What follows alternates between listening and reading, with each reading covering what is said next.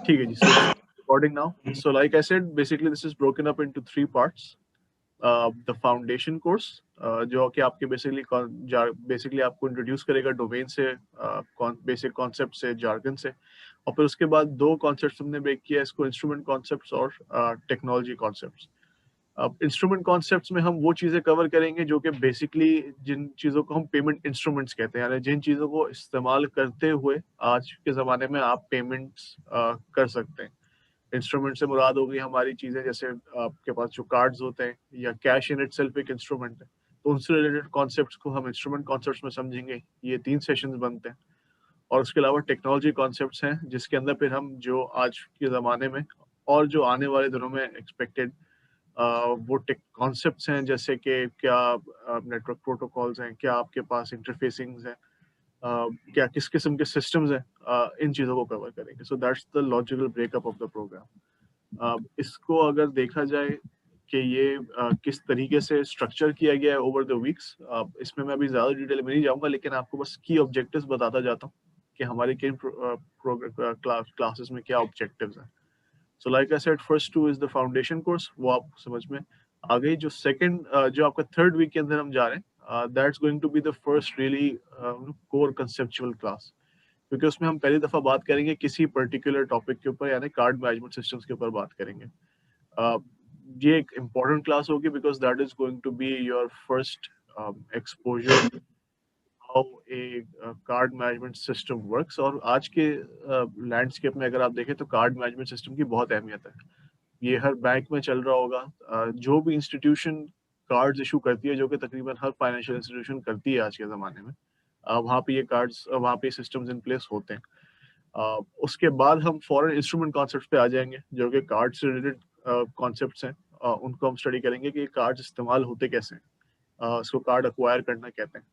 अब in terms में, इन jargons में हम अभी जाएंगे डिटेल में, तो आप परेशान नहीं हो किसी चीज़ से। मैं अगर कोई लफ्ज़ इस्तेमाल कर रहा हूँ, किसी को कोई चीज़ ना समझ में आए, उन डिटेल्स में हम जाएंगे।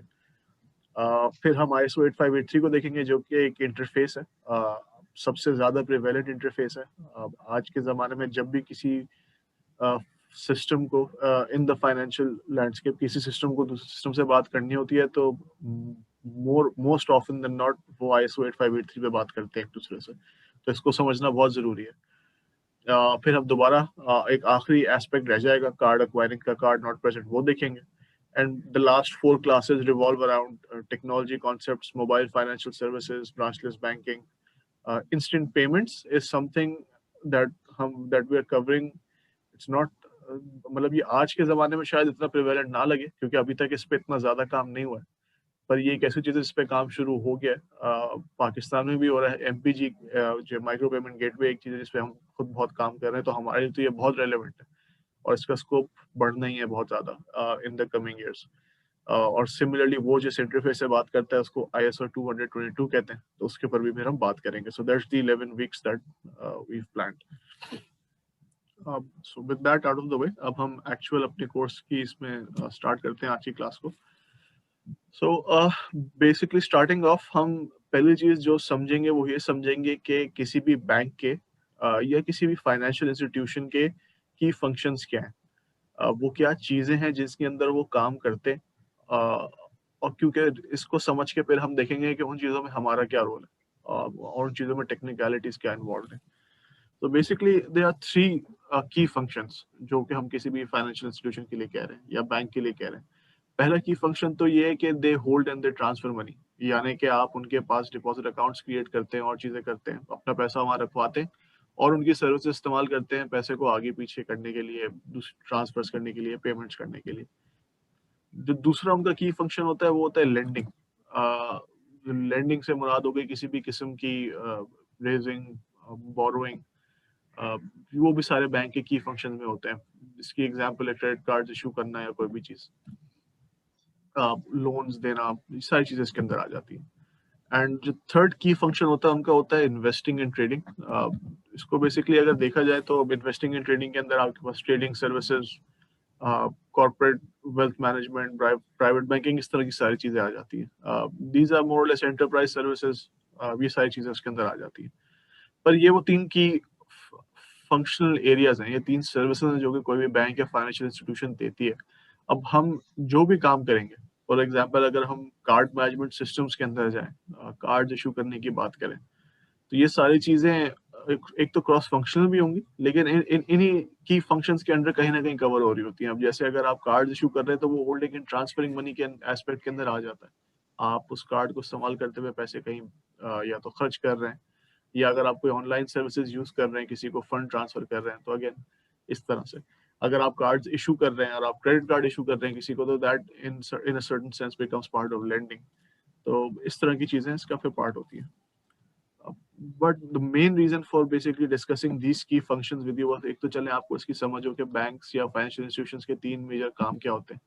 ज्यादा जरूरी ये समझना है कि जो काम ये करते हैं, इस काम में किस किस्म के चेंजेस आ रहे हैं।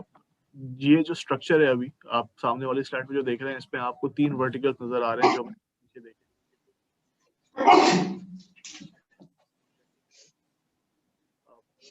तो अभी आप देखें इस तरीके से कि ये एक इंस्टीट्यूशन है और उसके ये तीन वर्टिकल्स बने हुए हैं। लॉजिकली तीन वर्टिकल्स हमने बनाए, उसमें डिपॉजिट अकाउंट्स हैं और वो पेमेंट्स एंड ट्रांजैक्शंस कर रहा है, holding and transferring money. Lending में वो पर्सनल लेंडिंग और क्रेडिट कार्ड्स दे रहा है, बिजनेस लेंडिंग कर रहा है, इन्वेस्टमेंट बैंकिंग कर रहा है और एंटरप्राइज सर्विसेज एंड इसी तरह इन्वेस्टिंग इन मनी के अंदर फिर तीन उसकी फर्दर सर्विसेज है। जो चीज पिछले कुछ सालों में बहुत एविडेंट हुई है, वो ये हो रही है कि अब ये स्ट्रक्चर टूट रहा है। अब जब हम ये कहें कि ये स्ट्रक्चर टूट रहा है, इससे मुराद ये है कि अब इस पे किसी बैंक की या किसी एक इंस्टीट्यूशन की या किसी एक सेटअप की मोनोपोली नहीं है कि ये सारे काम सिर्फ एक इंस्टीट्यूशन करेगी और वो एक काम करेगी तो वो सारे करेगी, वरना वो कोई काम नहीं करेगी। ऐसा नहीं रहा।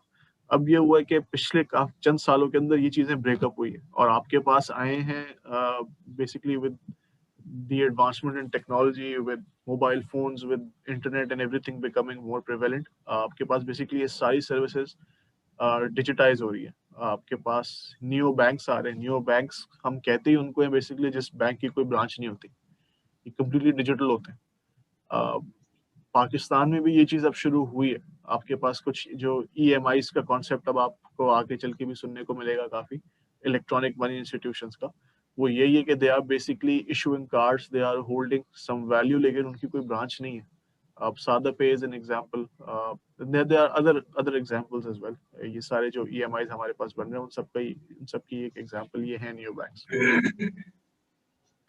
और जो यहाँ पे वैसे तीन की एग्जांपल गिवन है, Monzo, LI और N26, इसमें will share some content with you as follow up as well. आप उस कंटेंट को देखिएगा, आपको आइडिया होगा कि दीज आर, मतलब ये दीज आर, इनको यहाँ पे लिखा हुआ है new bank challengers, and they are challengers in a true sense. Banks को चैलेंज ही कर रहे हैं, लेकिन ये बाय एनी मींस कोई छोटे इंस्टीट्यूशंस नहीं है। Monzo in itself has a $1.6 billion valuation, मतलब $1.6 billion की बहुत वैल्यू है। सो ये कोई छोटे मोटे पायलट कॉन्सेप्ट्स नहीं है, these are working concepts and these are changes that are happening for real. अब जिस तरह से न्यू बैंक्स की बात की, इसी तरह हर फंक्शन में जो हमने यहाँ पे ब्रेकअप किया हुआ है, हर फंक्शन में आपको इसको चैलेंजर्स मिलेंगे जो कि उस ट्रेडिशनल हेजेमनी को चैलेंज कर रहे हैं। पेपैल का नाम आप सबने सुना है, अली पे का नाम भी आप में से सबने सुना होगा। ये सारे वो प्लेटफॉर्म्स हैं जो कि डिजिटल पेमेंट प्लेटफॉर्म्स हैं, जो कि उस पर्टिकुलर फंक्शन को बैंक्स से ले रहे हैं और इस काम को बेहतर कर रहे हैं। क्योंकि देखिए इसमें फायदा ये होता है कि जब आप किसी एक चीज पे फोकस कर रहे हैं और आप उसको अपना लाइन ऑफ बिजनेस बना रहे हैं, then you do it better than somebody who is trying to do everything all the time. तो दैट्स अ फंडामेंटल, वो तो एक फंडामेंटल उसका कंक्लूजन का जो वो कॉन्सिक्वेंस है। So with these key functions out of the वे, हम आगे चलते हैं कि बेसिकली किसी भी फाइनेंशियल इंस्टीट्यूशन का लैंडस्केप क्या होता है। एज एन अगर कोई बैंक आपको कुछ सर्विसेज ऑफर कर रहा है, तो वो सर्विसेज आपको ऑफर हो कैसे रही है, उसके पीछे जो सिस्टम्स इन्वॉल्व हैं वो क्या होते हैं, ये हम समझने की कोशिश करेंगे। So starting off with the most important system perhaps in a banks or in a financial institutions landscape is core banking. इसको होस्ट भी कहा जाता है। और इसको होस्ट इसलिए कहा जाता है क्योंकि ये वो सिस्टम है जिसके अंदर आपके पास सारे अकाउंट्स होते हैं, हिंस इसको होस्ट कहते हैं। और अकाउंट से मुराद ये है कि इसमें फिर कस्टमर डेटा है, इसमें उस कस्टमर के डेटा के साथ और उसके अकाउंट के बीच में रिलेशनशिप भी होती है। यानी कि आपका नाम, आपका CNIC, ये सब कुछ भी सिस्टम में स्टोर्ड है और आपका कौन सा अकाउंट है, उस अकाउंट में बैलेंस कितना है, ये सब चीजें कोर बैंकिंग में होती है। और अल्टीमेटली यही वो सिस्टम होता है जो कि आपकी ट्रांजैक्शन की ऑथराइजेशन देता है। यानी कि अगर आप कहीं भी पैसे खर्च करें, अगर आप डेबिट कार्ड अपना इस्तेमाल कर रहे हैं और आप एटीएम से कैश विड्रॉ कर रहे हैं, या आप किसी पोस्ट ट्रांजैक्शन पे खर्च कर रहे हैं, या आप अपने डेबिट कार्ड को अगर ऑनलाइन भी यूज कर रहे हैं, तो at the end of the day वो जो, मतलब not at the end of the day, that's the wrong word to use, but at the end of that transaction जो ऑथराइजेशन आनी है, वो ऑथराइजेशन इस सिस्टम से आती है। आखिर में आके इस सिस्टम से पूछते हैं भाई ये पैसे खर्च करूं या नहीं करूं, ये मकसद होता है। This is the host that authorizes the transaction. Host के साथ लेकिन जो सिस्टम यूजुअली आपको सब जगह मिलेगा, उसको मिडलवेयर या स्विच भी कहते हैं। हमारे पास we also work on a middleware and a switch at paces, that's something जिसमें आप में से काफी लोगों को उसका भी एक्सपोजर मिलेगा। मिडलवेयर बेसिकली काम ये करता है कि आपके पास किसी भी बैंक के अंदर, एक तरफ तो कोर बैंकिंग हमने देख लिया, और भी बहुत सारे सिस्टम्स होते हैं जिसको भी आप देखेंगे 1 मिनट में आगे चल के। ये जो इंटर ऑपरेबिलिटी होती है बिटवीन डिफरेंट सिस्टम्स, उनके बीच में जो इंटरफेसिंग हो रही होती है वो मिडलवेयर के थ्रू हो रही होती है, इसलिए इसको स्विच भी कहा जाता है। आपके पास जो भी इंटरफेसिंग के चैनल्स होते हैं, यानी कि आपको बेसिकली चैनल हम उस चीज को कहते हैं जो कि किसी तरीके से मीडियम बनता है, इस्तेमाल होता है किसी ट्रांजैक्शन को करने के लिए, और उनकी टाइप्स में भी आपको दिखाता हूँ आगे चल के। वो सारे आपके पास मिडलवेयर के थ्रू किसी न किसी कोर सिस्टम तक जा रहे होते हैं, चाहे वो कोर बैंकिंग तक जाए या किसी और सिस्टम तक जाए। जैसे फॉर एग्जांपल एक कार्ड मैनेजमेंट सिस्टम की बात करते हैं। जैसे मैंने शुरू में बताया, ये एक बहुत क्रिटिकल सिस्टम है। ये वो सिस्टम है जहाँ पे आपके कार्ड्स होस्टेड होते हैं। और 1 मिनट यहाँ पे रुक के थोड़ा सा इसको सही से समझ लेते हैं। होस्टेड का लफ्ज 1-2 दफा आ रहा है, कहाँ कार्ड्स है कहाँ अकाउंट्स है, ये चीज बिल्कुल क्लियर हो जाए आपको। अब आप फॉर एग्जाम्पल अगर बैंक में जाके अकाउंट खोलते हैं, तो आप एक अकाउंट होल्डर बन गए। वो अकाउंट आपका कोर बैंकिंग में रिजाइड कर रहा है, यानी कि आपके पास कितने पैसे हैं, यानी कि आपका जो बैलेंस है वो कोर बैंकिंग के अंदर मेंटेन हुआ हुआ होगा। लेकिन सिर्फ आपका अकाउंट नहीं होता, आपको तो एक कार्ड भी इशू किया जाता है ना। उस कार्ड को इस्तेमाल करते हुए आप जाते हैं कहीं किसी एटीएम पे या किसी पोस्ट टर्मिनल पे, उस कार्ड को इस्तेमाल करते हैं। वो जो कार्ड इशू होता है वो सीएमएस सिस्टम से होता है। सीएमएस सिस्टम में जरूरी नहीं है कि बैलेंसेस हो, और यूजुअली नहीं होते अनलेस कोई प्रीपेड कार्ड हो या कोई और यूज केस हो उसका। उसके अंदर सिर्फ आपका कार्ड पड़ा होता है, बैलेंसेस नहीं पड़े होते। बैलेंस की ऑथराइजेशन के लिए वो हमेशा पीछे कोर बैंकिंग के पास जाती है ट्रांजैक्शन। सीएमएस के ऊपर क्या होता है, कार्ड की वैलिडेशन जरूर होती है। यानी कि अगर आपको फॉर एग्जांपल एक कार्ड इशू हुआ है, कभी आप कार्ड के ऊपर गौर करिएगा, अभी कार्ड्स की भी डिफरेंट डिफरेंट टाइप्स होती हैं। आपको कोई गोल्ड कार्ड होता है, कोई सिल्वर, कोई प्लैटिनम, कोई स्टैंडर्ड, ये डिफरेंट डिफरेंट लेवल्स होते हैं। कार्ड्स की डिफरेंट प्रोडक्ट्स होती हैं। तो ये जो प्रोडक्ट्स बनाई जाती है ना, ये सीएमएस के अंदर ही बनाई जाती है कि ये मेरी फलानी प्रोडक्ट कस्टमर को इशू करूंगा, ये मेरी थोड़ी सी जो है वो एक प्रिविलेज्ड किस्म की प्रोडक्ट है, तो ये मैं अपने जो है वो एक higher class strat of customers को ऑफर करूंगा। क्योंकि फिर हर प्रोडक्ट के साथ उसकी प्रॉपर्टीज आती हैं। आपके पास स्टैंडर्ड कार्ड के अंदर शायद लिमिट्स बहुत कम होंगी और शायद फीस ना हो बिल्कुल भी, लेकिन थोड़े से बेहतर कार्ड के अंदर लिमिट ज्यादा होंगी, लेकिन फिर पर ट्रांजैक्शन फी भी ज्यादा लगेगी। तो ये जो सारी चीजें कन्फिगर होती हैं वो सीएमएस सिस्टम के ऊपर होती है, और कार्ड हमारा वहीं रिजाइड कर रहा होता है। और जो एक फिर तीसरा और आखिरी एस्पेक्ट है इसके अंदर, वो है आपके पास जो चैनल जिसकी अभी हमने बात की। चैनल हम उस चीज को कहेंगे, किसी भी उस चीज को जिसको इस्तेमाल किया जाए ट्रांजैक्शन करने के लिए। जैसे एटीएम इज अ चैनल, आप एटीएम पे जाके अपना कार्ड इस्तेमाल करेंगे। अब इस केस के अंदर आपका जो कार्ड हुआ वो इंस्ट्रूमेंट हुआ, वो चीज है जिसको आपने इस्तेमाल करना है, जिस जो आपको बिलोंग करती है, जो आपको इशू की गई है। उसमें आपकी जो वो स्पेसिफिक्स हैं, आपकी डिटेल्स हैं। आपके कार्ड के अंदर अगर आप देखें, आपकी कुछ इन्फॉर्मेशन होती है जिसको इस्तेमाल किया जाता है फिर ये एसरटेन करने के लिए कि ये कार्ड किसका है, किस अकाउंट से लिंक्ड है। ये सारी चीजें वो उस इंस्ट्रूमेंट का पार्ट होती है, वो चैनल का पार्ट नहीं होती। Channel is a gateway. Channel को मल्टीपल इंस्ट्रूमेंट होल्डर्स इस्तेमाल करेंगे, लेकिन चैनल तो एक है। जैसे एटीएम के ऊपर अगर आप अभी जितने भी लोग बैठे हैं, सबके पास अपने अपने कार्ड होंगे, तो सबके पास अपना अपना इंस्ट्रूमेंट है। लेकिन एटीएम तो फर्ज करें एक ही है ऑफिस के पास, तो वो एक चैनल है जिसके ऊपर आप जाएंगे और अपना कार्ड अक्वायर करेंगे। तो ये जो ट्रांजैक्शन इनिशिएशन होती है ना, इसको अक्वायर कहते हैं। इस टर्म को भी और डिटेल में देखते हैं आगे जाके। तो ये तो एक बहुत सिंपल सा लैंडस्केप हमने बना लिया, बहुत छोटा सा। इसको मजीद बिल्ड करने से पहले इसमें समझते हैं ट्रांजैक्शन होती कैसे। तो हम करेंगे ये कि ये जो भी हमने बनाया था, लैंडस्केप, इसके ऊपर एक बगैर किसी नेगेटिव इम्पैक्ट के, इसमें कोई खराबी ना हो, एक हैप्पी पाथ बिल्कुल कैश विड्रॉल ट्रांजैक्शन चला के देखते हैं कि उसका फ्लो क्या बनता है, ताकि वो आप लोगों को बिल्कुल स्पेसिफिकली क्लियर हो। तो स्टार्टिंग ऑफ पहला स्टेप क्या होगा? पहला स्टेप ये होगा कि आप एटीएम पे आएंगे और आप अपना कार्ड डालेंगे और उसमें पिन कोड अपना बताएंगे जो भी आपने सेट किया हुआ है। जब आप उसको पिन कोड बताते हैं तो एटीएम से बेसिकली ये ट्रांजैक्शन पहले जाती है कंट्रोलर के पास। कंट्रोलर की लॉजिक क्या है? बेसिकली जो इस तरह के चैनल्स होते हैं ना, जैसे एटीएम मशीन हो गई, पॉस मशीन हो गई, पॉस टर्मिनल जिसको कहते हैं, इनको किसी भी मिडलवेयर से डायरेक्टली कनेक्ट नहीं, इनके लिए कुछ कंट्रोलर्स चाहिए होते हैं जो कि इनको भी फिर बेसिकली कॉन्फ़िगर करने के लिए और चीज़ों में इस्तेमाल होते हैं, क्योंकि again eight the end of the day ये हार्डवेयर है, इनका फर्मवेयर अपग्रेड होता है। एटीएम्स के केसेस में आप जैसे फॉर एग्जांपल कभी गौर करें तो इवेंट्स के हिसाब से या सीजन्स के हिसाब से समटाइम्स वो स्क्रीन्स चेंज हो रही होती हैं। जैसे कोविड के दिन आए तो पर्सनलाइज्ड मैसेजेस आपको हर एटीएम पे नजर आ रहे थे कि एहतियात करें, सोशल डिस्टेंसिंग करें, इस तरह की अपडेट्स वगैरह आ रही होती। तो ये कंट्रोलर एक एस्पेक्ट होता है जो कि इनको एक तो डे टू डे ऑपरेशन इनके मैनेज कर रहा होता है, इनके ऊपर जो है वो मॉनिटरिंग कर रहा होता है, लेकिन इस किस्म के फिर अपडेट्स और अपग्रेड्स भी उसके ऊपर वहाँ से कंट्रोलर से शुरू होते हैं। तो ये कंट्रोलर एटीएम मशीन्स के लिए, पोस्ट टर्मिनल जैसी चीज़ के लिए यूजुअली यूज होता है। But coming back to the transaction, आपकी जो कैश विड्रॉल रिक्वेस्ट है वो एटीएम कंट्रोलर के पास गई जो कि स्विच का पार्ट है। स्विच ने ये देखा कि अच्छा जी ये कार्ड मेरे पास आया है, ये कार्ड तो मुझे सीएमएस को भेजने की जरूरत है सबसे पहले। तो वो सीएमएस को भेजेगा क्योंकि सीएमएस ने इसको वैलिडेट करना है।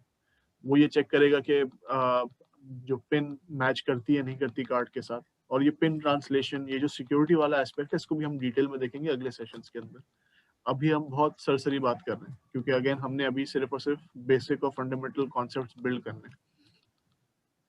तो इस पॉइंट पे आप ये अज्यूम करें कि सीएमएस ने कुछ वैलिडेशन, पिन कोड चेक किया, उसका लिमिट्स चेक करनी है। अगर आपने टीम से रिक्वेस्ट की कि मुझे फॉर एग्जांपल 20,000 रुपये विड्रॉ करने, लेकिन आपके कार्ड के ऊपर डेली लिमिट ही 10,000 की है या 15,000 की सेट हुई हुई है, तो आपको नहीं करने देगा, इसी पॉइंट पे रोकेगा। ये सारी चीजें सीएमएस चेक करता है इस पॉइंट के ऊपर। ये हमने बात की कर ली स्टेप डी के अंदर, check pin matches the card and the card has a sufficient limit. फिर वो रिक्वेस्ट जो आपकी कैश विड्रॉल रिक्वेस्ट है, आपका कार्ड तो वैलिडेट हो गया, लेकिन अभी किसी ने ये चेक नहीं किया कि आपके पास पैसे कितने। मैं इस वाली चीज को जरा सा रिपीट कर देता हूँ, क्योंकि जो हमने सीएमएस पे चेक किया ना, हमने ये चेक नहीं किया कि अकाउंट में पैसे कितने, हमने ये चेक किया कि कार्ड पे लिमिट है या नहीं।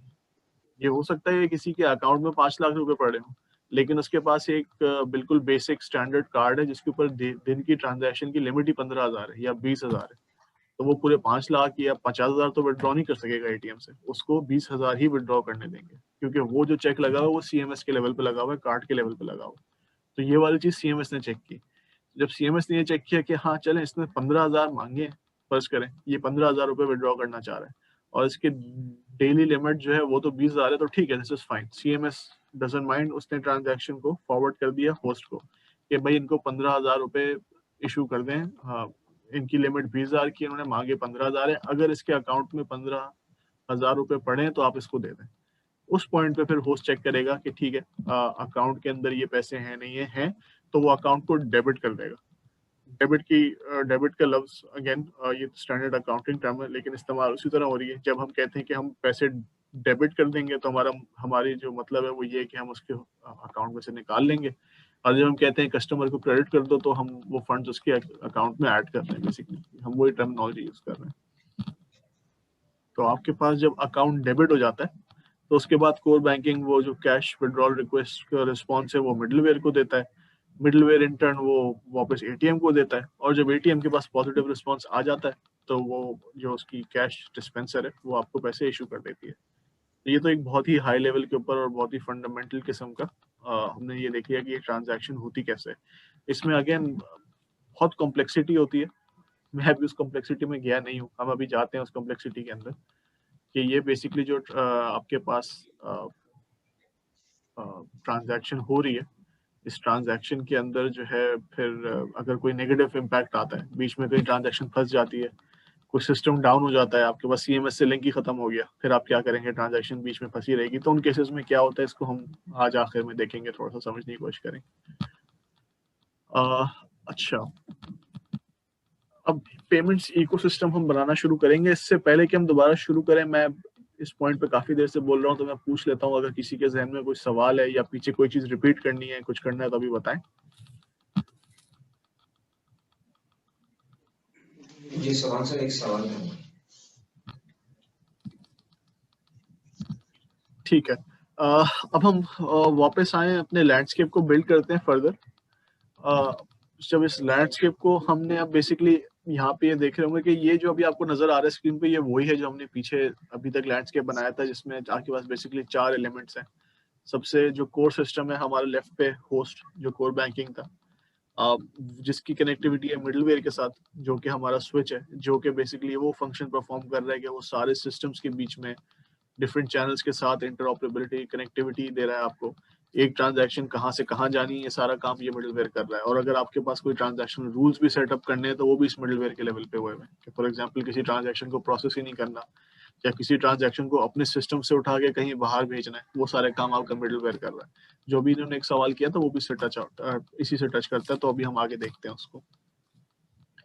आपके पास जो अगला सिस्टम आता है उसके बाद, वो आपके पास सिस्टम पे जाने से पहले हम चैनल्स देख लेते हैं। जैसे हमने अब तक सिर्फ एटीएम की बात की, और एटीएम एक कंट्रोलर से लिंकअप किया था अगेन, क्योंकि वो एक ऐसा चैनल है जिसके लिए कंट्रोलर चाहिए होता है हमको। लेकिन आपके पास फिर और ये चैनल आ गए, जैसे इंटरनेट बैंकिंग है, और मोबाइल बैंकिंग है, और यूएसएसडी है। अब ये पर्सनलाइज चैनल्स हैं, इनकी अपनी कोई हार्डवेयर तो नहीं होती। आप इंटरनेट बैंकिंग अगर आपको यूज करनी हो, तो बैंक आपको कोई स्पेशल किस्म का कंप्यूटर या लैपटॉप तो इशू नहीं करता।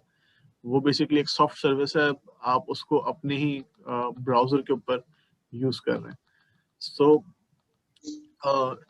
ये बेसिकली जो हो गए आपके पास channels, internet banking, mobile banking और यूएसएसडी।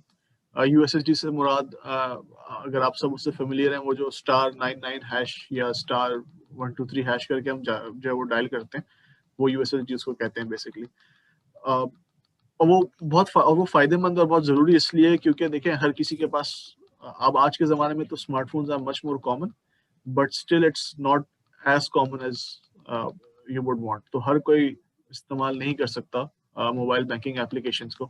और बहुत सारे लोग जिनके पास मोबाइल फोन्स हो भी, हमारे जिस दुनिया के हिस्से में हम हैं, अब बहुत से लोगों की जो level of comfort with technology होती है, वो इतनी जल्दी इतनी बिल्ड होती भी नहीं है कि मोबाइल बैंकिंग यूज कर सके। आई एम श्योर आपके अपने घरों में भी आप देखेंगे, हम अगर लिटरेसी का इशू ना भी हो, लेकिन हमसे जो पहले वाली जनरेशन है, हमारे पेरेंट्स हैं, वो इतने टेक्नोलॉजी कंफर्टेबल नहीं होते। मोबाइल बैंकिंग, इंटरनेट बैंकिंग, इन चीज़ों को इस्तेमाल करते हुए, बिल पे करते हुए सबको थोड़ी थोड़ी घबराहट अभी भी होती है।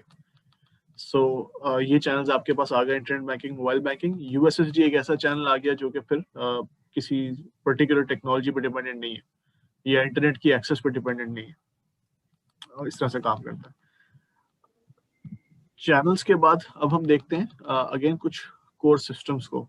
तो जैसे हमने कार्ड मैनेजमेंट सिस्टम की बात की, so again the card management system is an issuer system. Is an issuer system से मेरी मुराद है, जैसे मैंने कहा, आपको कार्ड मिलता है, तो ये जो कार्ड आपको मिलता है, इसको कार्ड इशूइंग कहते हैं। यानी कोई भी इंस्ट्रूमेंट अगर किसी को दिया जा रहा है, तो वो इंस्ट्रूमेंट की इशुएंस होती है। सीएमएस के केस में वो कार्ड इशू कर रहा है, वॉलेट मैनेजमेंट सिस्टम के केस में वो डब्ल्यूएमएस, जिसको हम कह रहे हैं यहाँ पे, वो वॉलेट्स आपको इशू कर रहा है बेसिकली। अब these wallets are also a concept जो कि पाकिस्तान में इट्स प्रीटी कॉमन।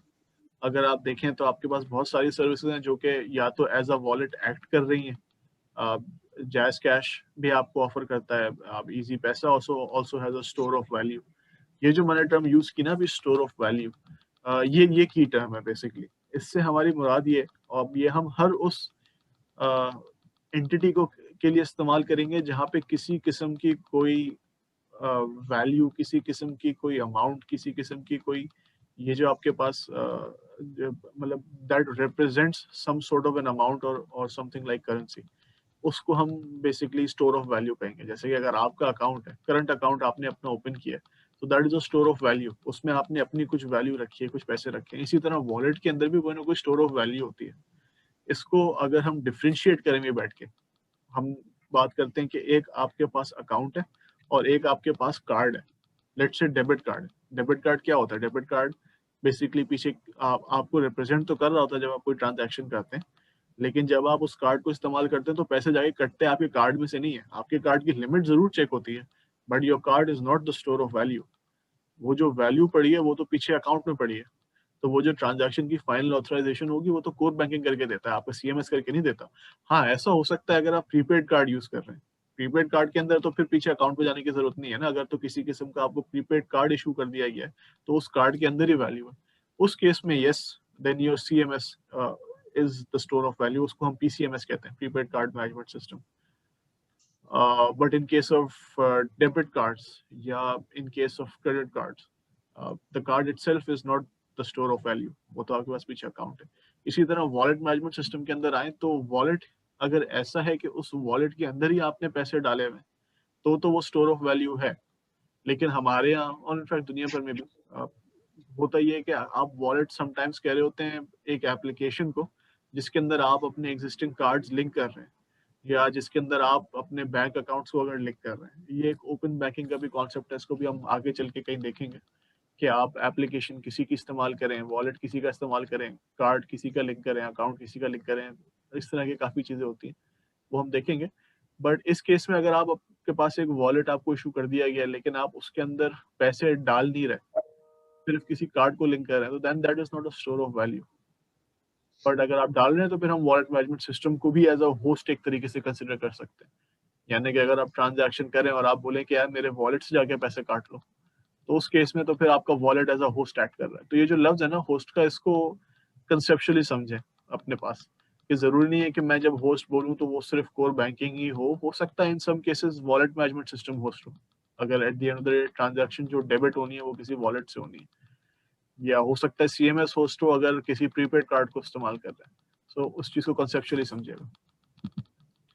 अच्छा, फिर और जो सिस्टम्स आते हैं वो आपके पास मर्चेंट मैनेजमेंट सिस्टम भी आता है। अब मर्चेंट मैनेजमेंट सिस्टम बेसिकली ये आपको हर बैंक में नहीं मिलेगा। कुछ स्पेसिफिक एंटिटीज होती हैं जिनको हम अक्वायर बैंक्स कहते हैं। जैसे पाकिस्तान के अंदर अल्फला है, एचबीएल है, यूबीएल है, और भी कुछ एंटिटीज हैं जो कि ये काम कर रही हैं। पेसिस में भी अभी आप काम करेंगे तो आपको टैप्सिस हमारा एक वेंचर है उसका एक्सपोजर मिलेगा आहिस्ता आहिस्ता। वो भी इस चीज़ पे बहुत हम इसी एक्वायरिंग साइड पे काम कर रहे हैं। सो इस चीज़ के आप लोगों को बहुत अभी एक्सपोजर मिलेगा। बेसिकली मर्चेंट मैनेजमेंट सिस्टम ये करता है कि जो आप जाके कार्ड इस्तेमाल करते हैं अपना कहीं पे खर्च करते हैं, अगर फॉर एग्जांपल किसी दुकान पे जाके आप अपना कार्ड दे रहे हैं और जो दुकान वाला है वो आपसे कार्ड लेके उसको किसी पॉस टर्मिनल के ऊपर या तो स्वाइप करता है या डिप करता है। ये जो मैं टर्मिनोलॉजी इस्तेमाल कर रहा हूँ ये भी अहम है इनको समझना। जब आप पॉस टर्मिनल पे जाते हैं और आप कार्ड किसी को देते हैं तो एक तरीका तो ये है कि जो आपकी कार्ड के पीछे मैग्नेटिक स्ट्राइप होती है उसको जो है वो पॉस टर्मिनल के यूजुअली साइड में या टॉप के ऊपर एक मैग स्ट्राइप रीडर होता है, उससे वो स्लाइड करता हुआ निकालता है। तो इसको हम स्वाइप करना कहते हैं कि कार्ड स्वाइप किया। इसी तरह अब जो कि ज्यादा प्रिवेलेंट है फॉर सिक्योरिटी रीजंस, वो ये कि आपकी कार्ड के अंदर एक चिप होती है। मैग स्ट्राइप को प्रेफर नहीं किया जाता because that is a relatively unsafe method of doing a transaction.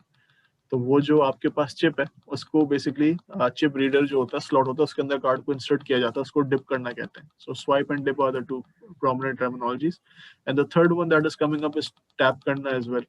वो ये होता है कि आपके पास कार्ड एनएफसी इनेबल्ड होता है। उसको कहीं डालने की, स्वाइप करने की, इंसर्ट करने की जरूरत नहीं है। आप सिर्फ उसको एनएफसी रीडर के ऊपर रख दें, एक टैप कर दें तो आप बेसिकली वो फिर पेमेंट अक्वायर हो जाती है। तो लेकिन ये जो मर्चेंट कौन होगा, जैसे हमने शुरू में बात की ना, कार्ड की भी कुछ लिमिट्स थी, इसी तरह मर्चेंट्स की भी कुछ लिमिट्स होती हैं और मर्चेंट्स को भी मैनेज किया जाता है। उनके भी कुछ अकाउंट्स होते हैं, उनको भी फिर सेटल करना होता है। इसमें बहुत साइंस होती है। ये भी हम देखेंगे कार्ड अक्वायरिंग के जब फेज में जाएंगे तो हम सब इसको डिटेल में देखेंगे कि यार ये कार्ड अक्वायरिंग का बिजनेस चलता कैसे, तब हम इसको डिटेल में देखेंगे। फिर आपके पास बिल पेमेंट सिस्टम्स होते हैं। बिल पेमेंट सिस्टम्स बेसिकली जो आप, अगर आप में से अक्सर लोगों ने इंटरनेट मोबाइल बैंकिंग यूज किया, या इनफैक्ट खैर ये तो सर्विस एटीएम से भी अवेलेबल होती है। आप अपने बिजली का बिल, कोई भी यूटिलिटी बिल, एजुकेशन के काफी इंस्टीट्यूशंस के बिल्स हैं, काफी सारी चीजें ये पे कर पाते हैं, उसको इनेबल करने के लिए पीछे एक बिल पेमेंट सिस्टम चाहिए होता है। ये वो सिस्टम होता है जहाँ पे आप बेसिकली अपना बिलर जाके कन्फिगर करते हैं। बिलर से मुराद हो गई के इलेक्ट्रिक एक बिलर, वो बिलर हर महीने बिल्स जनरेट करता है और उन बिल्स के अगेंस्ट पेमेंट होती है। तो बैंक्स में या फाइनेंशियल इंस्टीट्यूशन में जो सिस्टम इसको इनेबल करता है उसको बिल पेमेंट सिस्टम कहते हैं। FRMS फ्रॉड मैनेजमेंट सिस्टम एक बहुत की कंपोनेंट है, स्पेशली अभी जो हमारे ऊपर पिछले चंद सालों में आफ्टर दी जो अभी रिसेंटली हम सैंक्शंस भी लगी और काफी इश्यूज हुए, हमको हम ग्रे लिस्ट के अंदर भी गए। उन सब चीजों के बाद इस सिस्टम की तो बहुत अहमियत बढ़ गई है जो फ्रॉड मैनेजमेंट सिस्टम है। और इसी के साथ एक और सिस्टम होता है, इसको AML कहते हैं, एंटी मनी लॉन्ड्रिंग। ये बेसिकली वो सिस्टम है जो हर ट्रांजैक्शन को वेट करते हैं। इनके अंदर भी हम किसी न किसी सेशन में कुछ डिटेल देखेंगे एग्जैक्टली इन सिस्टम्स का कोर काम क्या होता है। लेकिन इसको आप इस तरीके से समझें कि आप जब भी ट्रांजैक्शन परफॉर्म कर रहे हैं तो ये FRMS से गुजर के वो चेक होती है कि यार ये ट्रांजैक्शन कहीं फ्रॉडुलेंट तो नहीं है। और इसके अंदर फिर ट्रेंड्स देखे जाते हैं। इसमें अगर कोई अच्छे सिस्टम्स हैं तो वो ह्यूरिस्टिक लर्निंग भी कर रहे होते हैं, यानी कि वो आपके पैटर्न्स को देख के रूल सेट करें कि यार ये जो यूजर है ये यूजुअली ट्रांजैक्शन करता नहीं है इस लोकेशन से, लेकिन आज इतने ऑड टाइम पे इस लोकेशन से ट्रांजैक्शन आई है, शायद ये फ्रॉडुलेंट हो, दिस इज अ पॉसिबिलिटी। तो ये वाले सिस्टम जो है वो इस तरह के काम करते हैं। Branchless banking as a separate system show हुआ यहाँ पे, but in all honesty especially in Pakistan wallet management system को और ब्रांचलेस बैंकिंग को इतना डिफर किया नहीं जाता। तो आप इन दोनों कॉन्सेप्ट को फॉर नाउ एटलीस्ट सिमिलर समझें।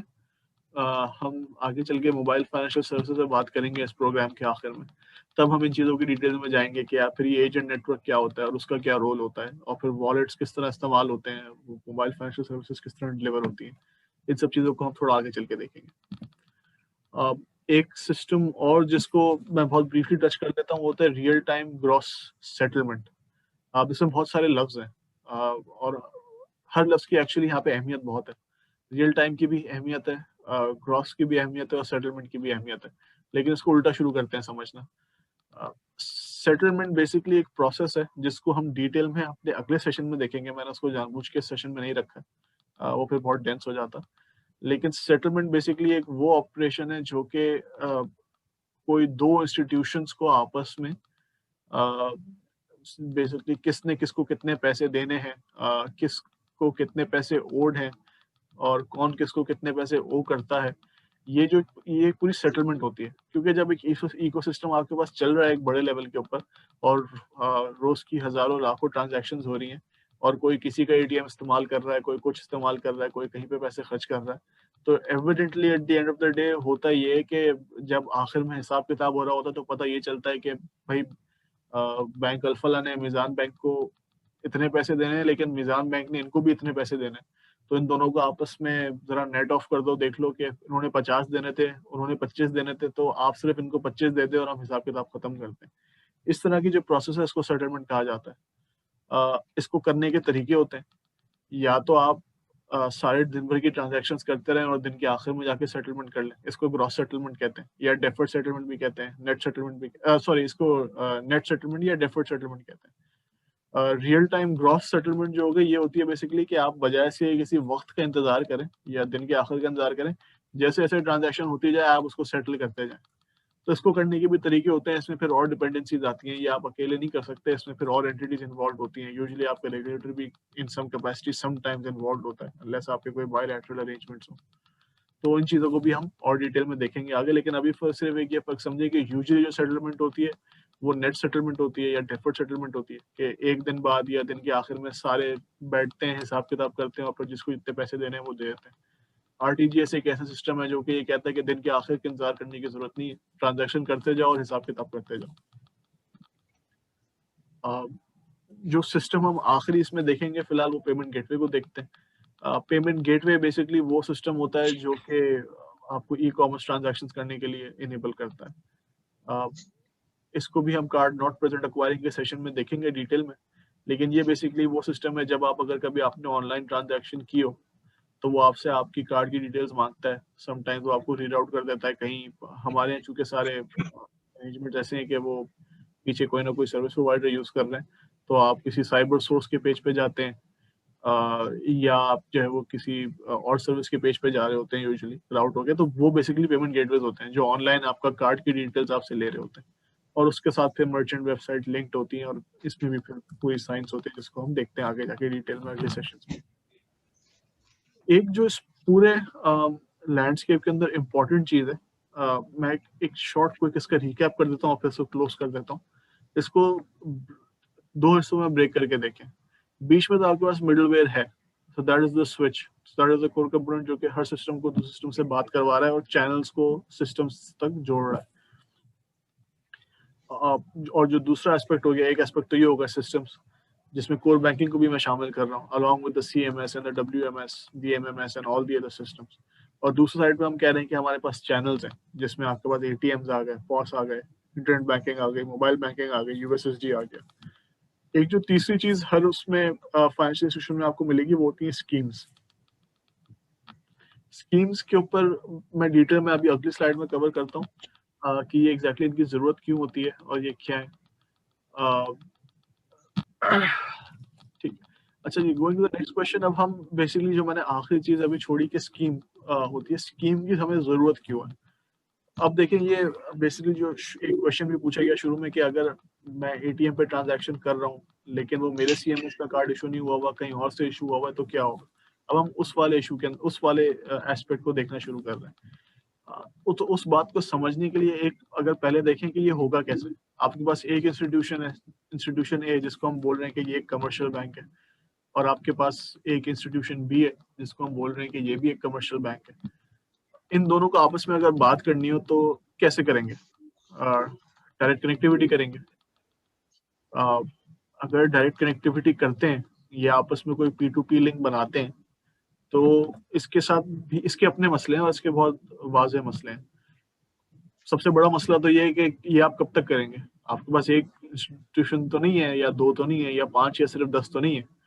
अगर सिर्फ पाकिस्तान के अंदर ही देखा जाए तो सिर्फ बैंक्स ही कोई टोटल 38 है। You have 38 banks. It doesn't make sense कि हर बैंक 37 बैंक्स के साथ P2P लिंक्स बनाएगा और फिर उन लिंक्स को मेंटेन करेगा, मैनेज करेगा। Doesn't make any sense. तो एक तो स्केलेबिलिटी वाला इशू आ जाता है, और जो दूसरा इशू आ जाता है कि ये भी जरूरी नहीं है कि सारे बैंक्स हो। आज के जमाने में तो आपके पास अलग किस्म की एंटिटीज भी आ गई हैं।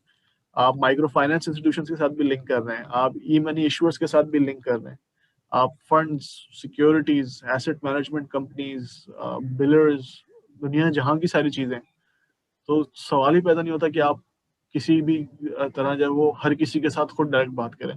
स्केलेबल भी नहीं है, बिजनेस लॉजिक या बिजनेस सेंस भी नहीं बनती। सारे बिजनेस यूज केसेस ही खत्म हो जाएंगे अगर इतनी इन्वेस्टमेंट करनी पड़े काम करने के लिए और इतने लोग रखने पड़े उसको चलाने के लिए, तो डजंट मेक एनी सेंस। और जब इतनी चीजें फैल जाएं कि अलग अलग तरह की एंटिटीज से बात करें तो फिर स्टैंडर्डाइजेशन भी नहीं रहती। जैसे मैंने आपको शुरू में जब हम एजेंडा डिस्कस कर रहे थे मैंने कहा था हम इंटरफेसेस देखेंगे। उसमें एक इंटरफेस था ISO 8583। वो जैसे एक स्टैंडर्ड इंटरफेस है। हर बैंक, हर फाइनेंशियल इंस्टीट्यूशन आज मोर और लेस उसी के ऊपर बात करती है अनलेस वो ISO 222 पे मूव हो गई। और कुछ केसेस के अंदर APIs यूज होती हैं आपके पास। फॉर एग्जांपल चैनल्स में मोबाइल बैंकिंग में अगर आप आए तो वहाँ पे जो है वो नहीं होता यूजुअली आपके पास कि जो है वो एक कोर बैंकिंग जो है वो CMS से API में बात कर रही हो यूजुअली। वहाँ पे आपके पास ISO 8583 होता है, लेकिन जहाँ पे आप किसी एक्सटर्नल क्लाइंट को यूज कर रहे होते हैं मोबाइल बैंकिंग वगैरह, वहाँ पे APIs की इस्तेमाल होती है, वहाँ पे तो कॉल हो रही होती है जिस तरह नॉर्मली आपको एक्सपेक्टेशन होगी मोबाइल एप्स APIs यूज करती हैं उस तरीके से। तो ये वो जो स्टैंडर्डाइजेशन लानी होती है वो भी एक जरूरत होती है। ये वाला जो काम होता है ये जो है वो बेसिकली आपके पास करती है स्कीम।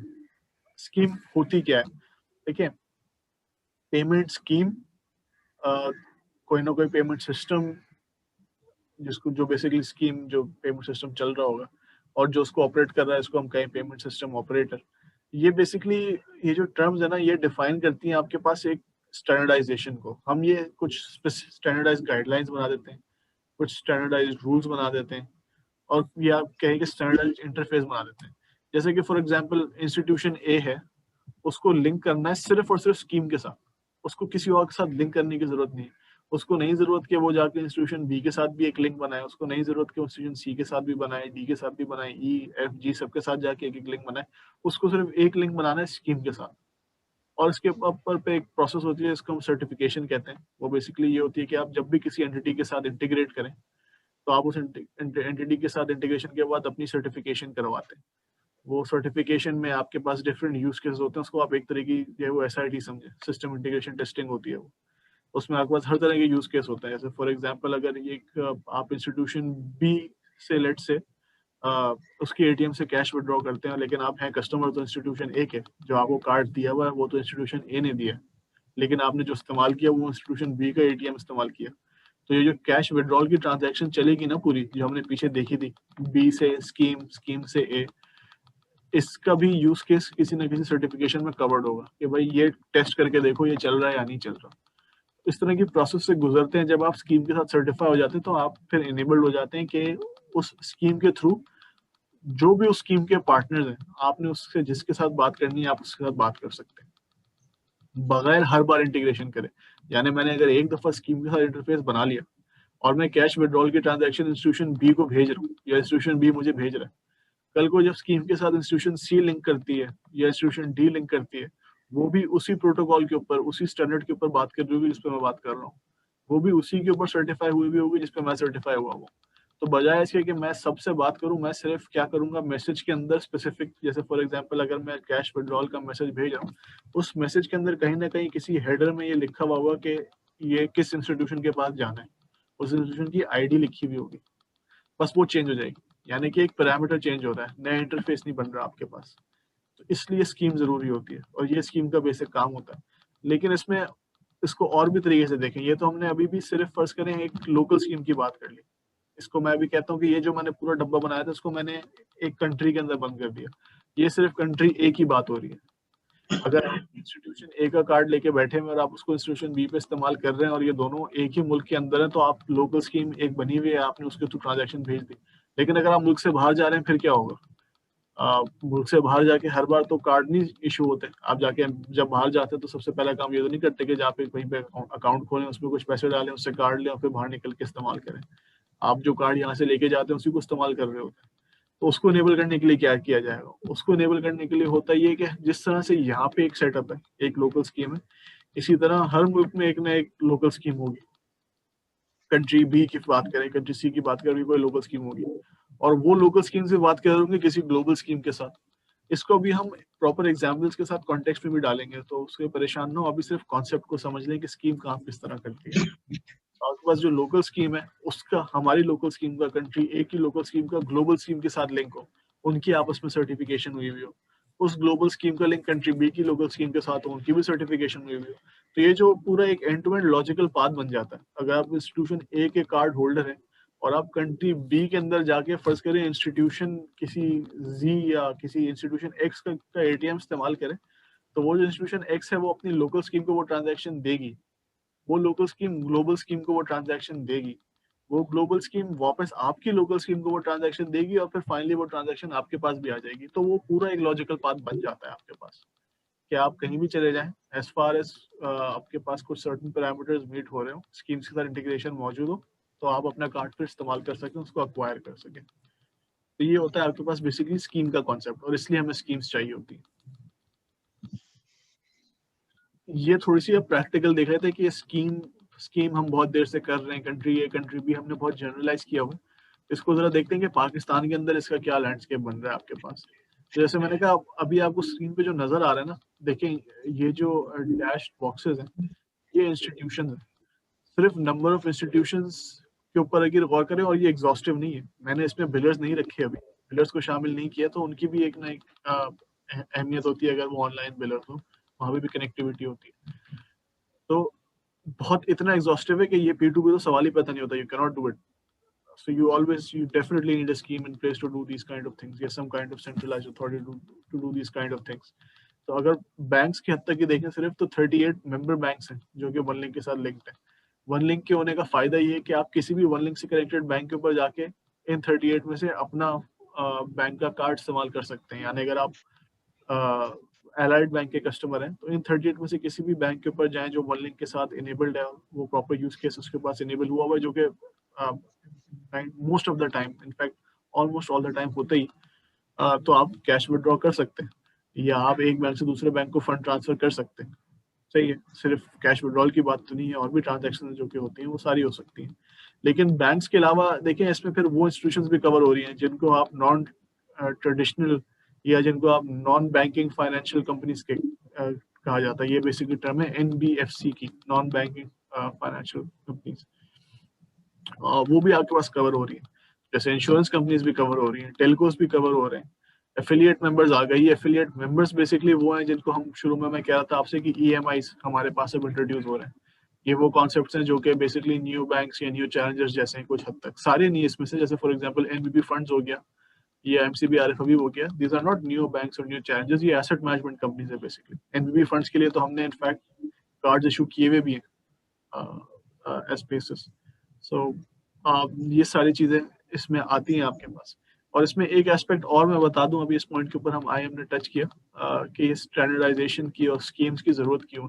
क्योंकि देखें, बैंक टू बैंक कनेक्टिविटी अगर देखी जाए, और चलें कैश विड्रॉल की बात करते हैं, वो समझने में आसान होगा। अगर आप बैंक एक आप फॉर एग्जांपल लेट्स से आप MCB के कस्टमर हैं, आपके पास MCB का कार्ड है, आप स्टैंडर्ड चार्ट के ATM पे गए, आपने कार्ड इंसर्ट किया, डिप किया, ठीक है, और आपने अपनी पिन डाली और आपने कहा कि कैश विड्रॉल करनी है, मुझे 5,000 रुपए के विड्रॉ करने। तो ये ट्रांजैक्शन लॉजिकली जाएगी आगे। अभी हम ऑफिस ट्रांजैक्शन का फ्लो देखते हैं। ट्रांजैक्शन आगे जाएगी लॉजिकली और आपको पैसे हो जाएंगे इशू। लेकिन एक मिनट के लिए सिनेरियो चेंज करें। अगर फर्ज करें कि आप किसी बैंक के कस्टमर नहीं, आप किसी एसेट मैनेजमेंट कंपनी के कस्टमर हैं, आपने अपने पैसे कहीं म्यूचुअल फंड्स में इन्वेस्ट किया। अब तो म्यूचुअल फंड्स भी आपको ये सहूलत देते हैं कि वो आपको कार्ड इशू करें और आप उस कार्ड को यूज करते हुए बेसिकली ट्रांजैक्शन करें। इसमें कॉम्प्लेक्सिटी ये है कि आप जब म्यूचुअल फंड्स में से बेसिकली कैश विड्रॉ कर रहे होते हैं तो पीछे कोई कोर अकाउंट ऐसे नहीं होता कि उसमें आपके पैसे पड़े हुए, वो पैसे कहीं ना कहीं इन्वेस्ट हुए होते हैं। तो ये उस कॉम्प्लेक्सिटी की एक एग्जांपल है कि जब आपके पास नंबर ऑफ प्लेयर्स बढ़ जाते हैं, यूज केसेस बढ़ जाते हैं, तो ये इशू होता है कि अब वो जब एसेट मैनेजमेंट कंपनी के पास पीछे जाएगा आपकी ऑथराइजेशन रिक्वेस्ट लेके, तो वो किसी अकाउंट से पैसे डेबिट नहीं कर सकता। उसको अपनी पूरी कैलकुलेशन करनी है कि कौन से फंड से निकालूं, कौन से नहीं निकालूं, या किस फंड से कितने पैसे निकालूं। तो जब आप डिफरेंट प्लेयर्स के पास जाते हैं, इस तरह की कॉम्प्लेक्सिटी आती है। So that's why you need a scheme, otherwise ये काम बहुत मुश्किल हो जाता है।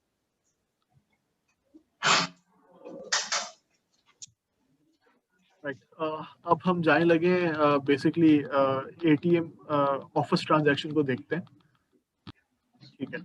सो स्टार्टिंग बेसिकली अब हम ऑफिस एक जो एक ट्रांजैक्शन देखते हैं। यहाँ पे फिर हम वो यूज केस कवर करेंगे जो कि शुरू में भी पूछा गया। फिर इसमें देखिए, आपके पास जाने से पहले सिर्फ अपने फंडामेंटल सेट कर लें कि आप एक यूजर हैं, स्टैंडर्ड चार्टर्ड आपका बैंक है जिसके पास आप गए, आपने वहाँ पे एक रिलेशनशिप स्टैब्लिश की, बेसिकली आप अकाउंट होल्डर बन गए। तो आपने अकाउंट खोला, तो वो जो रिलेशनशिप स्टैब्लिश हुई उससे हुआ ये कि SCB ने आपका एक अकाउंट खोल लिया, आप अकाउंट होल्डर बन गए। SCB इशूअर है, उसने आपको एक डेबिट कार्ड इशू कर दिया।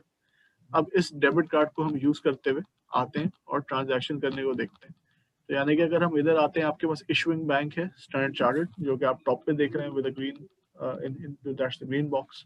बीच में आपके पास लोकल स्कीम है, जिसको हम वन लिंक कह रहे हैं। इन आवर केस पाकिस्तान में one link is the scheme. और फिर आपके पास एक्वायरिंग बैंक है, इस केस में UBL, जिसका हम ATM इस्तेमाल करें।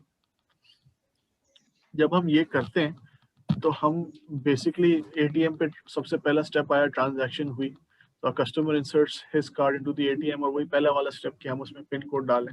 वो जो कैश विड्रॉल रिक्वेस्ट होगी वो ATM कंट्रोलर के थ्रू स्विच तक पहुंचेगी, और इस पॉइंट के ऊपर स्विच ये फैसला करेगा कि मुझे इस ट्रांजैक्शन के साथ क्या करना है। यूजुअली बेसिकली इस स्टेप के ऊपर होता ही है कि आपके पास हर कार्ड की कुछ प्रॉपर्टीज होती हैं, उनको हम अभी देखेंगे आगे जाके। यहाँ पे मैं ब्रीफली बता देता हूँ कि आपके पास जो कार्ड के ऊपर नंबर होता है, यूजुअली 16 डिजिट का होता है। अब ज्यादा डिजिट्स का भी होने लगा है, जैसे फॉर एग्जांपल यूनियन पे वगैरह तो 17 या शायद 18 डिजिट के कार्ड भी इशू कर रहे हैं। तो वो आपको जो पैन होता है उसका एक स्पेसिफिक हिस्सा होता है जिसको बिन कहा जाता है। तो that's the bank identification number. वो हर बैंक को इशू होता है, वो पहले 4 से 6 डिजिट्स होते हैं यूजुअली। वो जो बिन होती है वो सफिशिएंट होती है किसी के लिए भी ये असर्टेन करने को कि ये कार्ड मेरा है या नहीं है, क्योंकि हर किसी को अपनी बिन तो पता होती है। हर किसी की बिन पता हो ना पता हो, ये जरूर पता होगा कि मैं कौन सी बिन सीरीज के कार्ड इशू करता हूँ। तो उस पॉइंट के ऊपर मिडिलवेयर ये फैसला कर लेता है कि भाई ये कार्ड मेरा तो नहीं है, तो मैंने तो इस रिक्वेस्ट को प्रोसेस नहीं करना।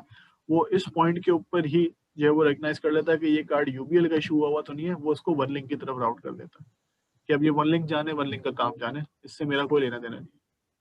जब वो ट्रांजैक्शन वन लिंक के पास जाती है, वन लिंक के पास ये पूरी डायरेक्टरी होती है आइडेंटिफाई करने के लिए कि कौन सा कार्ड, कौन सी बिन किस बैंक की इशू हुई। बिन डायरेक्टरी जो होती है वो उसको रेफर करके ये एसर्टेन कर सकते हैं कि यार ये कार्ड कहाँ जाना है। तो फॉर एग्जांपल इस केस में जब इनके पास कार्ड आया होगा वन लिंक के पास, तो इन्होंने ये देख लिया कि यार ये जो बिन है ये तो एससीबी इशू करता है, तो मैं इस ट्रांजैक्शन को एससीबी की तरफ राउट कर देता हूँ। तो वो इस ट्रांजैक्शन को एससीबी की तरफ भेज देगा। और ऑब्वियसली जो इंटरफेस होती है यूजुअली बिटवीन एंटिटीज, वो मिडलवेयर या स्विच के लेवल पे हो रही होती है। किसी एक एंटिटी का स्विच दूसरे एंटिटी के स्विच से इंटीग्रेट हो रहा होता है।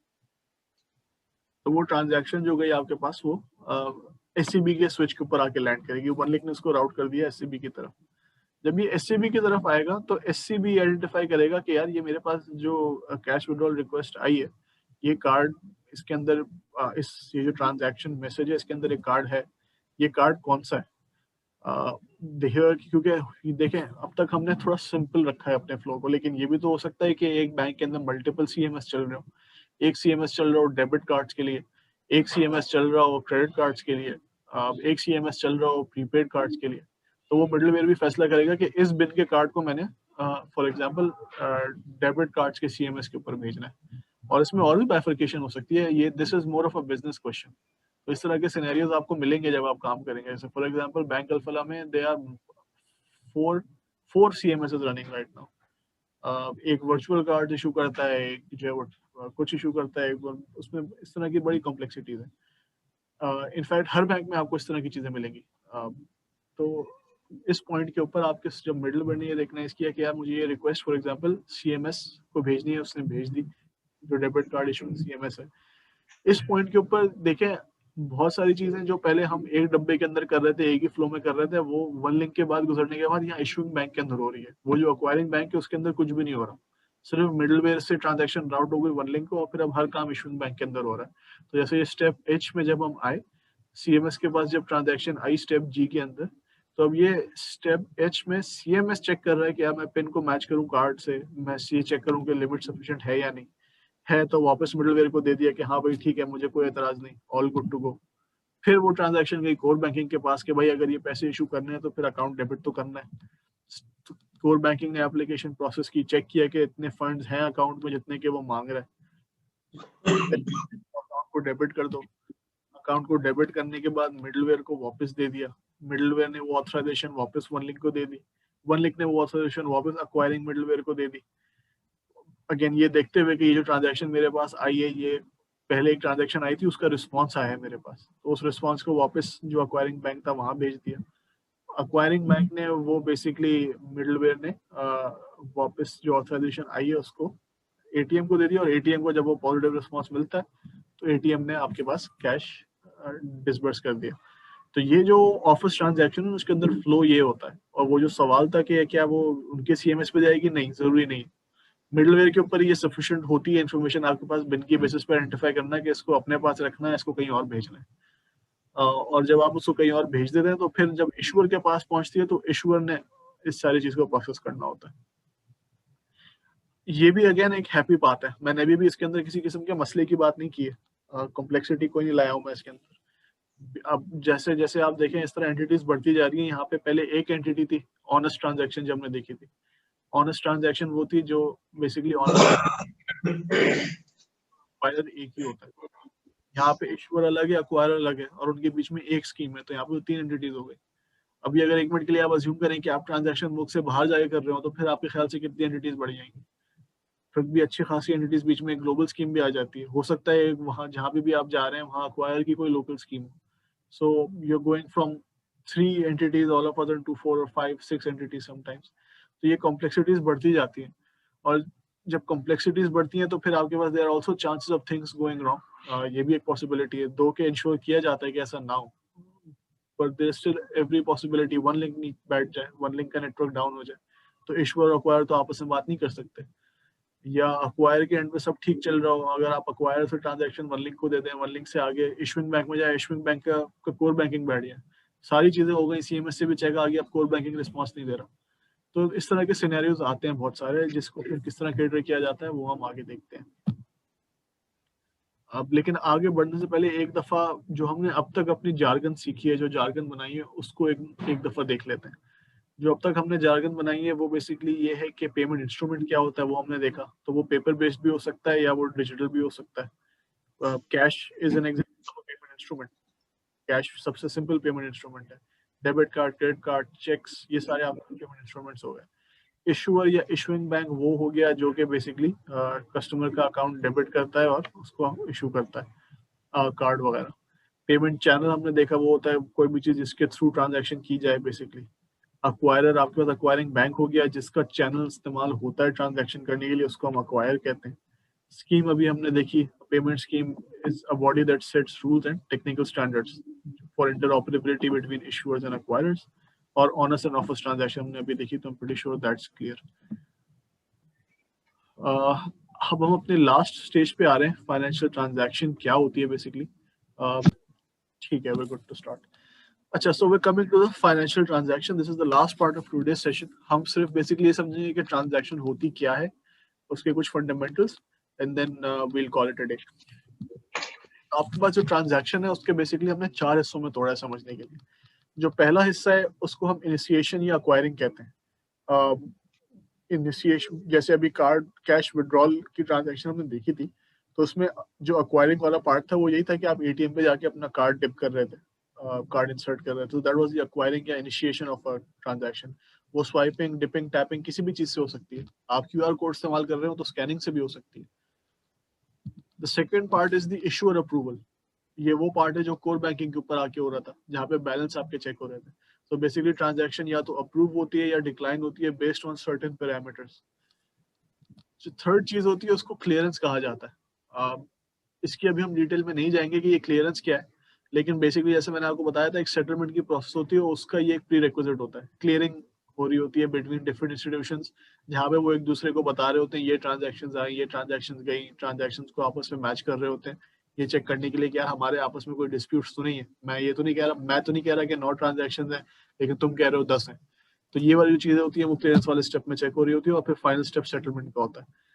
अभी हम सिर्फ इन पहले 2 वाले एस्पेक्ट्स को देखते हैं, यानी कि इनिशिएशन, एक्वायरिंग और इशूर अप्रूवल को। जो क्लियरेंस और सेटलमेंट है उनको हम अगले सेशन में देखेंगे, वो फिर बहुत ज्यादा डिटेल हो जाएगी। So coming to what is a financial transaction. यहाँ पे जो अभी आप लोगों को स्क्रीन पे नजर आ रहा है, इसको आप इस तरीके से समझें कि आपके पास 2 एंटिटीज हैं, अक्वायरर एंड इशूअर। मैंने अगेन स्कीम को बीच में से निकाल दिया अभी टू मेक दिस सिंपल। यहाँ पे मैं अक्वायर और इशूअर के बीच में आपको ट्रांजैक्शन दिखा रहा हूँ, लेकिन this is a logical flow. Technically speaking इस ट्रांजैक्शन के होने के लिए बीच में कहीं कोई स्कीम भी होगी, लेकिन अभी हम यहाँ पे उसको नहीं कंसिडर कर रहे, क्योंकि कॉन्सेप्ट को समझने के लिए स्कीम के लेवल पर जाने की जरूरत नहीं है। तो सिर्फ अक्वायर और इशूअर के बीच में समझे। You start of with the transaction from the top. आपके पास एक फाइनेंशियल रिक्वेस्ट आई, ठीक है। अब ये जो आपके पास फाइनेंशियल रिक्वेस्ट आई, ये अक्वायर ने इनिशिएट की, इशूअर को दी। ये वो बेसिस है जिसकी जिसकी बुनियाद पे कोर बैंकिंग ने या कोर सिस्टम ने कुछ करना है। फर्ज करें सारी चीजें स्मूथली होती हैं, कोर बैंकिंग आपको रिस्पॉन्स दे देता है, सक्सेसफुल वैलिडेशन। तो एक फाइनेंशियल रिक्वेस्ट मैसेज गया, और उस फाइनेंशियल रिक्वेस्ट की एक फाइनल मैसेज का रिस्पॉन्स आया आपके पास कि यार ठीक है, everything is good to go, the transaction can be completed. लेकिन अब इस पॉइंट पर रुके। जो हमने बात की थी कि यार पीछे सब कुछ अच्छा अच्छा होता आ रहा था, कुछ गड़बड़ भी तो हो सकती है।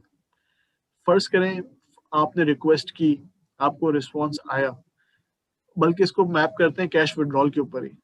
ये जो ऊपर ब्लू से लिखा हुआ है ये वो पार्ट था, पहला लेग था, जहाँ पे आपने कार्ड इंसर्ट करके अपनी ट्रांजैक्शन शुरू की।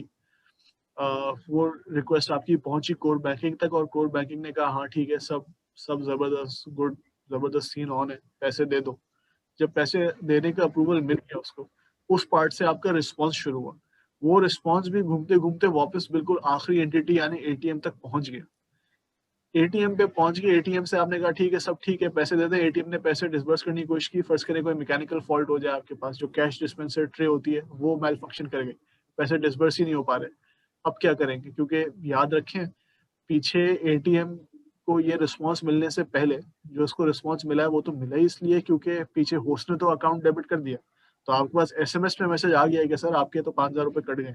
लेकिन अब आप वहाँ खड़े हुए एटीएम की शक्ल देख रहे हैं कि यार पैसे तो नहीं निकले बाहर ट्रे से। ये उस तरह के सिनेरियो थे जिनकी हम बात करें, फिर हम नेगेटिव फ्लोज के अंदर जाते हैं। तो ऐसे केसेस में क्या होता है, ऐसे केसेस में आपके पास रिवर्सल्स भी होते हैं फिर, तो ये भी एक किस्म की ट्रांजैक्शन है, रिवर्सल रिक्वेस्ट। ये जो रिवर्सल रिक्वेस्ट होती है आपके पास, ये बेसिकली फिर इन दिस केस जब एटीएम उस पैसे को डिसबर्स नहीं कर पाएगा तो वो रिवर्सल रिक्वेस्ट एक्वायर जनरेट करता है कि यार मैं, आपने मुझे ऑथराइजेशन दे तो दी थी, but for whatever reason मैं उनको पैसे नहीं दे पाया हूँ, तो आपने वो जो पैसे डेबिट किए थे वो प्लीज आप वापस इनको क्रेडिट कर दें इनके अकाउंट के अंदर। तो अगर आप में से कभी किसी ने एटीएम पे वो इशू फेस किया हो कि पैसे डिसबर्स होते नहीं है, तो आप फोन करें, वो कहते हैं सर आप पैसे आप अगले दिन आपके अकाउंट में आ जाएंगे। उसका रीजन यही होता है कि ये प्रोसेस ऑटोमेटेड होती है। आपको जरूरी नहीं है कि आप जाके डिस्प्यूट भी रेज करें। एटीएम के केस के अंदर जब इस तरह के फॉल्ट्स होते हैं तो वो रिवर्सल रिक्वेस्ट जनरेट होती है और वो रिवर्सल आपके अकाउंट में वो पैसे वापस क्रेडिट करवा देता है थोड़े वक्त से। और रिवर्सल रिस्पांस एक्वायर को इशूअर देता भी है फिर ये बताने के लिए कि ठीक है एवरीथिंग इज फाइन, मैंने ये पैसे वापस क्रेडिट कर दिए। पूरा लेग फिर आपके पास एंड हो जाता है।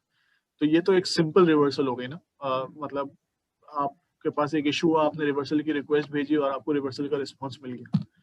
अब एक मिनट के लिए इसमें थोड़ी कॉम्प्लेक्सिटीज देखते हैं। अब रिवर्सल की भी तो टाइप्स हो सकती हैं आपके पास। जैसे हम ये तो नहीं अज्यूम कर सकते कि रिक्वेस्ट हमेशा जाएगी, रिस्पांस हमेशा आएगा और फॉल्ट हमेशा एटीएम के कैश ट्रे के अंदर ही होगा, ये तो जरूरी नहीं है ना।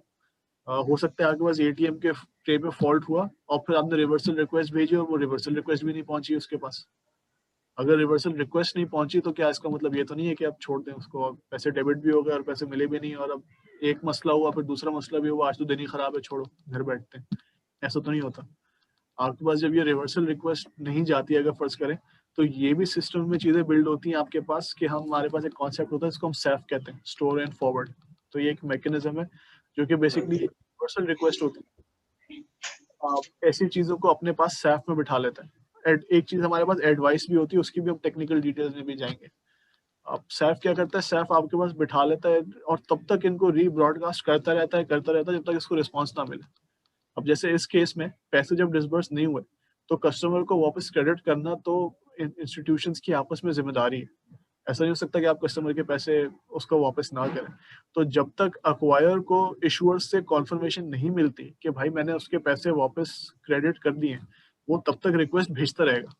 ये जो रिवर्सल रिक्वेस्ट 2 दफा जारी है, आपको यहाँ ग्रीन में नजर आ रही है और 2 दफा क्रॉस हुई है, ये प्रोसेस तब तक होती रहेगी, री ब्रॉडकास्ट होती रहेगी जब तक ईश्वर को मिल नहीं जाती और ईश्वर आपको रिस्पॉन्स नहीं दे देता, एक्नॉलेज नहीं कर देता कि हाँ ठीक है मैंने कर दिया। इसमें भी अगेन फिर कॉम्प्लेक्सिटीज आती हैं। जरूरी तो नहीं है कि आप रिपीट करते रहे उसको मिल जाए, हो सकता है कोई वाकई में ऐसा इशू हो, ईश्वर के इंटरफेस ही बिल्कुल बैठा हुआ है, ईश्वर के साथ कनेक्टिविटी है ही नहीं, आप 1000 दफा कोशिश कर लें उसको वो रिक्वेस्ट नहीं मिलेगी। यूजुअली आप 1000 दफा कोशिश नहीं करते वैसे। ये जो सैफ होती है इसके कुछ ना कुछ पैरामीटर्स होते हैं, लिखा होता है कि सैफ 5 दफा रिपीट करेगी, 10 दफा करेगी, 15 दफा करेगी, हर रिपीट के बीच में कितना गैप होगा इन टर्म्स ऑफ सेकंड्स, ये सारी चीजें कॉन्फ़िगरेबल होती हैं। लेकिन अगर ना हो फर्ज करें कुछ भी, तो फिर ये चीजें डिस्प्यूट में जाकर रिजॉल्व हो रही हैं eight the end of the day दोनों इंस्टीट्यूशंस के आपस में। इसकी एक प्रैक्टिकल एग्जांपल देखते हैं अगेन ऑफर्स ट्रांजैक्शन को लेके जो हमने पीछे देखी थी। मैंने वही पूरा लैंडस्केप दोबारा बनाया है जो हमने शुरू में, सीएमएस है और मिडलवेयर है, बीच में स्कीम है और एक्वायरिंग बैंक और उसका मिडलवेयर है। ये आपके पास रिक्वेस्ट वाला पार्ट आ गया, फाइनेंशियल रिक्वेस्ट। आपकी कैश विड्रॉल की फाइनेंशियल रिक्वेस्ट जा रही है, एक्वायरर ने उसको जनरेट किया, स्कीम के थ्रू ईश्वर को फॉरवर्ड किया, उसके मिडलवेयर पे लैंड हुई। मिडलवेयर पे जब लैंड हुई तो उस कैश विड्रॉल रिक्वेस्ट को उसने प्रोसेस किया, सीएमएस से पिन वगैरह वैलिडेट की और कोर बैंकिंग को उठा के दे दिया। अब ये जब कोर बैंकिंग को उठा के दे दिया और कोर बैंकिंग ने बैलेंस चेक किया, इस पॉइंट पे आपकी फाइनेंशियल रिक्वेस्ट खत्म हुई, अब आप फाइनेंशियल रिस्पॉन्स की तरफ जा रहे हैं। ये फाइनेंशियल रिस्पॉन्स जनरेट हुआ, फंड्स डेबिट हो गए आपके होस्ट में से, अगर आप लेफ्ट मोस्ट से स्टार्ट करें, फाइनेंशियल और कंफर्मेशन अक्वायर को भेजी कि वो फंड्स डिसबर्स कर दें एटीएम से, वो मैसेज स्कीम के पास गया, स्कीम के पास से मिडलवेयर के पास गया, मिडलवेयर के पास से एटीएम के पास आया। अब ये जब एटीएम के पास आया है और एटीएम के ऊपर कैश डिस्पेंसर ने मेल फंक्शन किया, यानी कैश डिस्बर्स नहीं हो सका, तो ये अक्वायर जो है यानी एटीएम जो है ये वो रिवर्सल रिक्वेस्ट को ब्रॉडकास्ट करता है। वो ये कहता है कि भाई ये रिवर्सल रिक्वेस्ट है, मैं पैसे नहीं दे पाया हूँ, इसको आप कस्टमर को क्रेडिट कर दें। लेकिन ये जो आप देख रहे हो कि राइट मोस्ट मिडलवेयर जो अक्वायर का मिडलवेयर है, वहां से रिवर्सल रिक्वेस्ट स्कीम पे गई, स्कीम से मिडलवेयर पे गई, मिडलवेयर से सीएमएस पे गई, और फिर सीएमएस से वो चीज कोर बैंकिंग में भी गई। इसमें से किसी भी पॉइंट के ऊपर फेलियर हो सकता है। ये हम हमेशा अज्यूम करेंगे कि यार मेरी जो रिवर्सल रिक्वेस्ट है, जो मेरी रिवर्सल रिक्वेस्ट एडवाइस है, इसको मैं एडवाइस कह रहा हूँ। एडवाइस जब किसी चीज को हम कहते हैं ना इन फाइनेंशियल ट्रांजैक्शन टर्म्स, उसका मतलब ये होता है कि आपने इसको मानना ही मानना है, ये इसमें कोई ना करने वाली तो बात है ही नहीं। जैसे फॉर एग्जांपल मैंने शुरू में फाइनेंशियल विड्रॉल की, जो कैश विड्रॉल की फाइनेंशियल रिक्वेस्ट भेजी थी, उस पे होस्ट मुझे जवाब दे सकता था, नहीं भाई इसके पास पैसे नहीं है, मैं नहीं इशू कर रहा, आप जाएं यहाँ से। मैं कुछ नहीं कर सकता। अगर मेरी रिक्वेस्ट डिक्लाइन हो गई, डिक्लाइन हो गई, बात खत्म। फिर आप पैसे डिसबर्स नहीं कर रहे होते उसको। ये हो सकता है कि उसके अकाउंट में वाकई में पैसे हो, कोई मेल फंक्शन हो, कोई इशू हो, कोई भी XYZ प्रॉब्लम्स हो सकते हैं, वो चीजें फिर डिस्प्यूट में हैंडल होती हैं, लेकिन वो आपके ट्रांजैक्शन का पार्ट नहीं बनी है ये फ्लो में। लेकिन एडवाइस में क्या है, यहाँ पे अक्वायर पूछ नहीं रहा उससे कि यार इसको वो तुमने पैसे वापस करने या नहीं करने। वो बेसिकली एडवाइस भेज रहा है, और एडवाइस का मतलब ये है कि आपने इनको पैसे वापस करने हैं, you have to take my word for it, just give him the money back. तो ये जो ग्रीन वाले आपको नजर आ रही है, ये रिवर्सल रिक्वेस्ट एडवाइस जनरेट हुई, ये हर पॉइंट के ऊपर ये जो सैफ है, store and forward mechanism, her point पे, हर मिडलवेयर के स्कीम, मिडलवेयर में एक स्विच है, उस पे स्कीम में भी एक स्विच लगा हुआ होगा जिसके थ्रू सारी राउटिंग हो रही है। मिडलवेयर में भी एक स्विच लगा हुआ होगा जिसमें साइड में, ये मिडलवेयर जो आपका स्विच है, इसमें भी सैफ है आपके पास अक्वायर इशुइंग बैंक के अंदर। हर पॉइंट के ऊपर ये जो रिक्वेस्ट जा रही है ग्रीन वाली, ये हर पॉइंट के ऊपर सैफ में जाके स्टोर होती है, आगे भेजी जाती है। जब आगे से रिस्पॉन्स आ जाता है कि हाँ ये मुझे मिल गई है, मैं इसको और आगे भेज रहा हूँ, तो ये अपने सैफ में से उसको उड़ा देता है कि ठीक है अब ये मेरी जिम्मेदारी खत्म हो गई, अब ये स्कीम के सैफ में पड़ी हुई है। स्कीम उसको ब्रॉडकास्ट करता रहेगा इश्यूअर को, जब तक इश्यूअर एक्नॉलेजमेंट नहीं देता कि हाँ मुझे ये एडवाइस मिल गई। जैसे इश्यूअर उसको एक्नॉलेजमेंट दे देगा कि हाँ मुझे मिल गई है, इशूइंग बैंक भी फिर उसको बंद कर देगा, अपनी सैफ में से निकाल देगा, और पीछे कोर बैंकिंग के अंदर पैसे क्रेडिट कर देगा। तो ये तो लाजमी है एडवाइस के केस में, इट विल ऑलवेज हैपन। सो और ये जो रेड में फिर ये आपको उसकी एक्नॉलेजमेंट मिल रही है, जैसे जैसे एक्नॉलेजमेंट मिलती जाए वैसे वैसे आप उसको सैफ में से निकालते जाते हैं। So that covers the financial transaction part of it as well. jargon बस recap कर लेते हैं, फिर एक final question and answer session करके इसको wrap up कर लेंगे।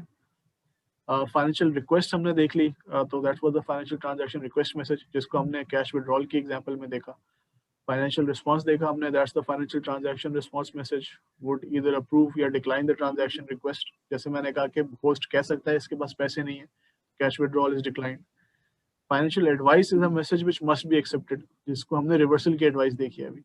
आपके पास फाइनेंशियल ट्रांजैक्शन एडवाइसेस भी होती हैं। आप ये भी हो सकता है कि आप किसी को, जैसे IBFT के केस में ये होता है, जब फंड्स ट्रांसफर हो जाते हैं तो जो आपके पास बेसिकली जाती है, उसमें फाइनेंशियल एडवाइस जाती है कि भाई ये पैसे मैंने तो डेबिट कर दिए सेंडर के पास से, बेनिफिशियरी के बैंक के पास एडवाइस आती है कि आप ये पैसे इसके अकाउंट में ऐड कर दें हर हाल में, ये पैसे मैं आपको दे दूंगा जब भी हमारी सेटलमेंट होगी, आप ये पैसे इनको दे दीजिए। वो एडवाइस होती है आपके पास। इसी तरह एडवाइस का रिस्पॉन्स और स्टोर एंड फॉरवर्ड का मैकेनिज्म हमने देखा। So that covers the training for today guys.